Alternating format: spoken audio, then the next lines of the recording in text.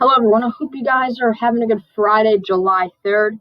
I'm here with a severe weather video, and we're also going to be talking about an upcoming heat wave at the end of the video. But yes, please subscribe and leave a like. I would really appreciate it.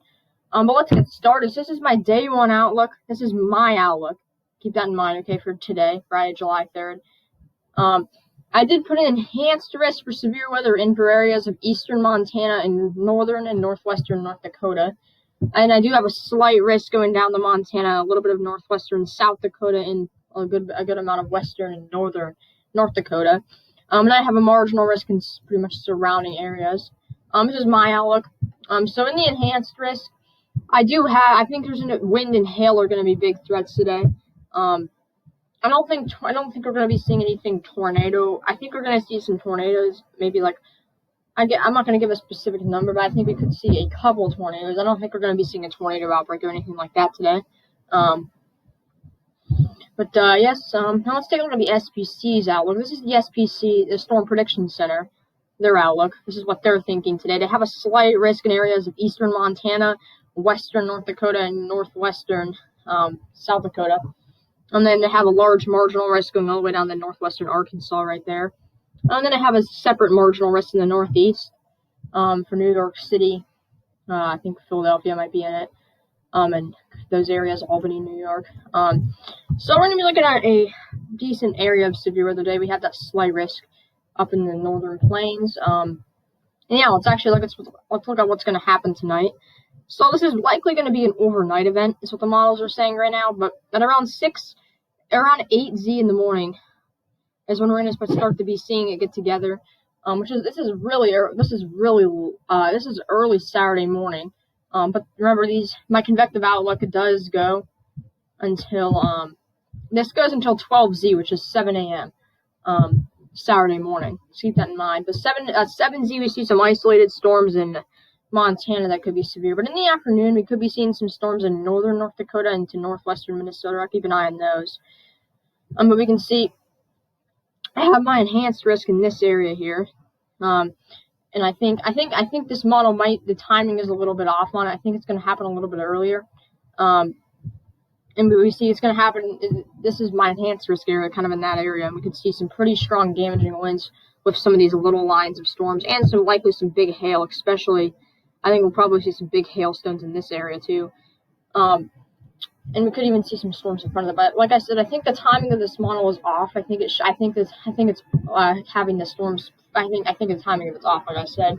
But if this is actually right, the event could bust completely for today, and it could actually be an event tomorrow. It's likely going to be overnight. And we can see tomorrow we'd see a very big Boeing segment in North Dakota and Montana. Let's go ahead and look at some of the ingredients. We're not going to look at all of them today, but let's look at dew points. We have dew points today of around 70 in North Dakota. We have 60s going all the way into Montana, and a little stream of 70s in some areas, moving into eastern North Dakota, eastern South Dakota. So in our good area, we have dew points in the mid-60s, which is good enough.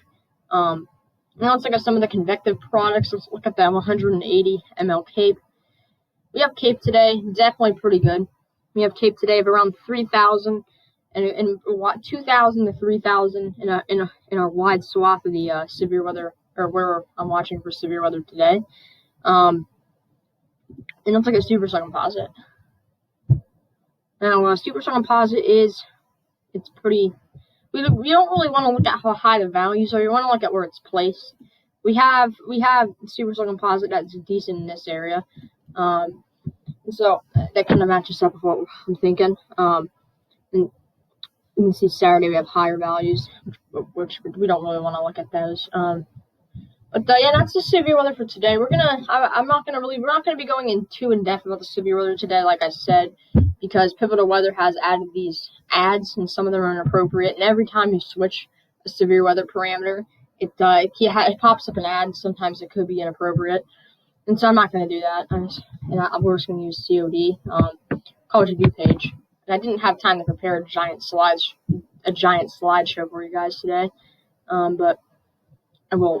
Let's actually get talking about the heat wave now. So this is the wind chill / heat index values. This is not what the actual temperatures are going to be. This is what the temperatures are going to feel like, though. So this is the 7th.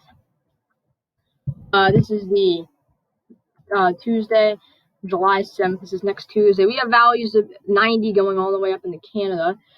So definitely not that bad. But we're watching the heat wave probably hitting next week. We can see at around July 8th, it starts to get a little bit warmer. Omaha 97.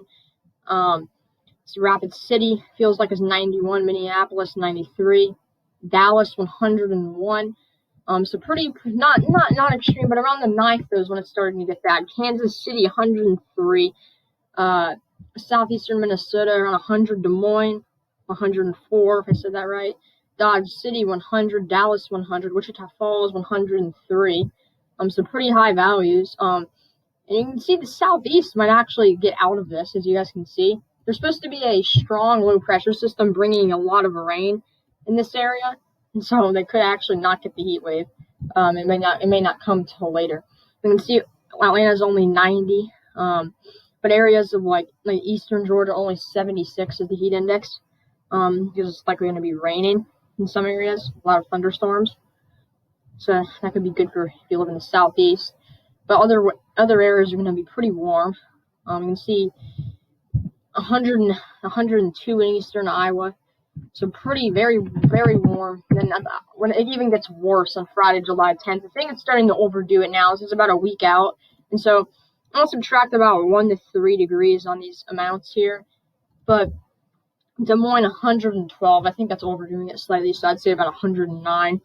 Okay, not Dodge City, Wichita, 104. Oklahoma City, 103. Little Rock, 109. This is the feels like, not the actual temperature, though. So keep that in mind. 100 in Detroit, 102 in Western Michigan. Chicago, 104.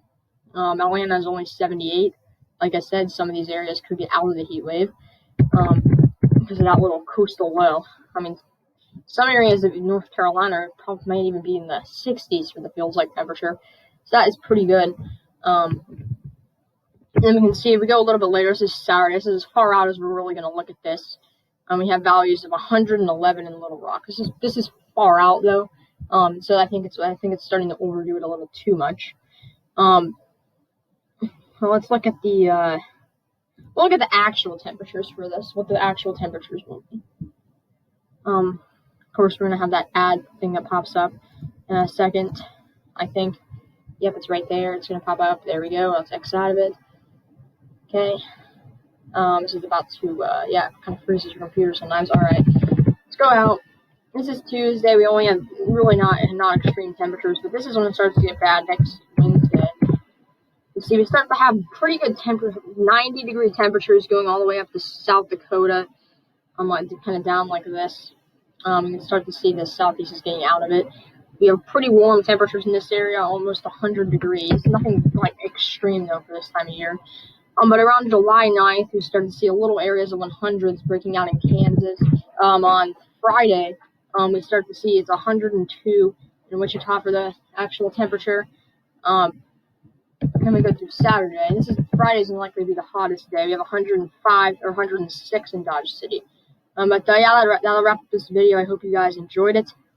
Please subscribe, and yes.